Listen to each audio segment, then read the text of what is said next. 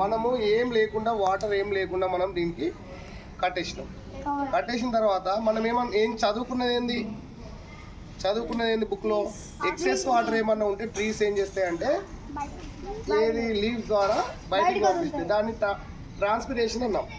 ఏమన్నా అంటే బాష్పోత్సేకం అన్నాం. మనం లోపలికి ఒకవేళ వాన పడ్డ లోపలికి పోకుండా మనం దీనికి ఏం చేసినాము, థ్రెడ్ కట్టేసినాం ఎటు ఓవిగా.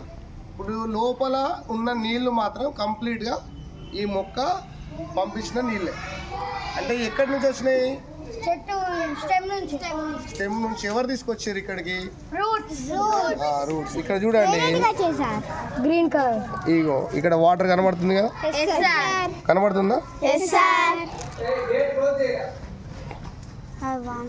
పడుతున్నాయా లోపల నుంచి? ఈ వాటర్ ఎక్కడి? ఎవరు ఇచ్చిన వాటర్? ఇవి మనకు మొక్క నుంచి ఎక్సెస్ అయిన వాటరు ఎక్కడి నుంచి వచ్చినాయి? ఈ లీవ్స్ దగ్గర నుంచి వచ్చినాయి. అందుకనే మనకు చెట్ల కింద ఎప్పుడున్నా కూడా చల్లగా ఉంటుంది అన్నట్టు. ఏ ప్రాసెస్ ఇది? ట్రాన్స్పిరేషన్. ఏమనాలి? జుట్టు. సరే, ఈ ఒక్క మొక్కకే వచ్చినాయా లేక ఇంకా వేరే మొక్కలకు వచ్చినాయి? ఇప్పుడు చూడండి, మనకు లోపలికి నీళ్లు పోకుండా మనం పెడితే తడి వస్తుంది కదా, వచ్చింది.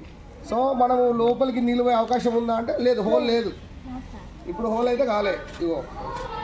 సో ఇంకా చూద్దాము.